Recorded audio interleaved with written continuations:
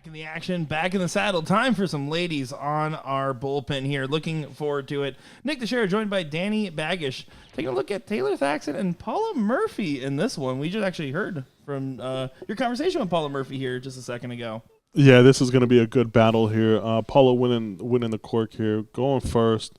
But Taylor answering with a hat trick, and this is going to be a great match. Yeah, this should be great, and I love that we're getting a good variety here of the pro side, the ladies, and then later on we will get to see some of the amateurs as well. A good variety here should lead to some great action on our boards. Yeah, Taylor has been playing really, really well. She's cool. She's calm. Her throw is pretty straightforward. So it's gonna, like I said, it's gonna be a battle. And Paula falling behind the 8-ball here early. Yeah, and Paula will be one to tell you. Her game has definitely seen a little bit of ups and downs in the last couple of years, partially medically related with that regard. But even when she's struggling, she's still one of the best in the room. That is just how good and how dominant she's been for such a long period of time. But Taylor Thaxton's part of that next generation of female darters that we're really seeing just make some waves. Yeah, she's been doing this. She's been doing this for a while. All of last year and beginning of this year for sure. So, yeah, she's gonna looks like she's gonna snag this first leg or is in position to, with 125 left after 9 darts. Yeah, really just kind of off to the races here. And, of course, it is that women's combo format, so it is going to be 0-1 cricket. So will be interesting to see how that transpires in the next leg. But Taylor Thaxton was one of, I believe, 3 or 4 ladies that in total played at the Invitational Shootout. We actually got a chance to watch her match on stream against Daniel Zapata from Spain. He was one of our Bullshooter Europe qualifiers. And it went down to a last leg decider. And honestly, don't tell Daniel this over in Spain, but she had him. She had him for sure. Did she? Oh, yeah. She's very impressive as of late. Yeah, she hits that 105 to set up the 20. Paula just here, wants to hit the 157 to leave 32. Well, just went bull there. Maybe just a little bit of practice. Doesn't think Taylor's going to miss this. But, with that 20 left, what you don't want to do is miss inside. Mm-hmm. You don't want to miss inside. You don't want to drag it low. Does stay true there. Not really even a hesitation. That was a well-thrown dart and well-thrown leg there from the head of the household, which is what she is told me her name is. Cool. I'm not, I love Carrie. I love Carrie, too. I'm a big Carrie fan. So I'm a big Carrie guy, too. I love Carrie. Yeah, I'm not going to, I think Carrie's head of household, you know what I mean? I'm more scared of Taylor, so you can say that if you want, brother. No, we did actually get a chance to see Carrie Thaxton at the start of our stream here, pre-internet bad air struggles from us. So it's cool to see the husband-wife duo on the live stream. We see that with a couple of different pairings in darts. I mean, you got your Jake and Hunter Smith pairing as well, and then you have some of these couples in darts. It's so fascinating to see how dominant it can be when you have a great practice partner at your house every single day.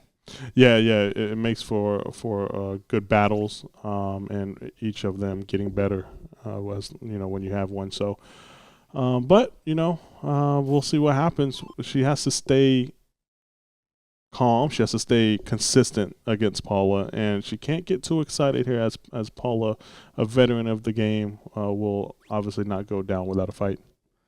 Agreed there, and she's shown her comfortability on the board early on. As we have a great comment in here. So this is saying, so let's take a look at this. Paula and Chrissy, who's going to be replacing them as they start to near the end of their darting endeavors over the next decade or two. Taylor Thaxton, Olivia Terry, Liz Tynan still have some time left as well. Cheyenne Richards. Talking about the very top of the female game is such a tough matchup to come up against these women. I know for a couple, especially females I've seen just on the tour alone, you look at some of these younger shots. Olivia Shimshak is very young, just turned 18 years old, can absolutely hang with these ladies. One of those girls I would be keeping my eye on. Caitlin Myers is still really young. I would say she has a lot of game. Even Cheyenne Richards, Olivia Terry. I mean, those are also younger players that overall, in the grand scheme of darts. Yeah, you see Paula and Chrissy dominate this game for a long time, and it's no secret.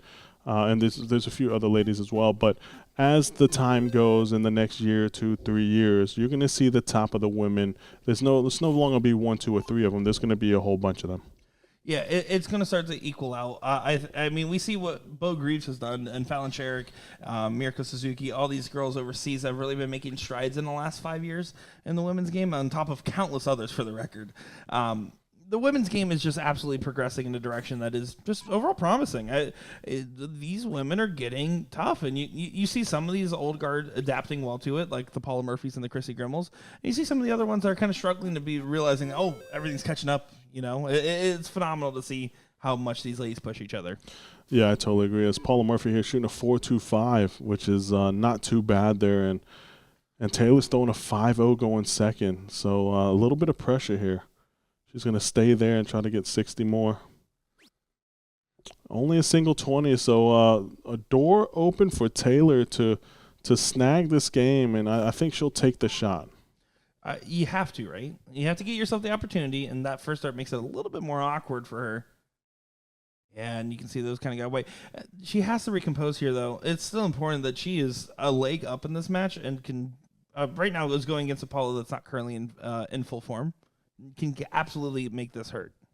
Yeah, she needed to, because you have to take advantage of those situations, because you know it's not going to happen too often. So a caliber player of Paula, if she only hits a 2 mark, you've got to feel like you got to capitalize, because you know a big one's coming right after. Yeah, this is the big one that you were referring to, by the way. Yeah, and she's just choosing to move along the game there a little bit instead of continuing to add some more points, or even go grab the 18s there. A very interesting decision to kind of stay on the bottom board, almost walking the dog, so to speak. Well, Paula's a bottom of the board player. You'll see it a lot to where in steel tip she'll shoot 19s instead of 20s because she struggles to get the dart up there. I understand the switch. She'll go straight at the 18 now, or should, and then go to the 16. Yeah, not going to waste much time here. Taking advantage of her mark, so she's just going to start those 16s. Yep, just kidding. Just kidding. Nothing wrong with it. You already had the single there, so you guaranteed that you're probably going to close in 2 darts. And goes and grabs the 18 there. 4.71, absolutely picked up her form in this leg. And right now, Taylor's just going to try to continue to maintain her focus, knowing that this is going the full distance to a last leg decider. Yeah, and good sportsmanship by there, and that was something I thought about the other day when I was watching something on Facebook with women's sports. Us men can learn a lot from them. The sportsmanship from the women is just unbelievable, and you never see anyone get upset like we do and so forth, and they're just great for the game. I couldn't agree more there. Look at that. Paula Murphy does find it. Bull, double bull, picks it up to a 4.7 there. And we're going to be going to a last leg decider here.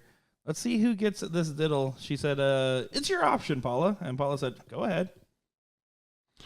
Yeah, she's going to show her one. Just wants to get in the bull.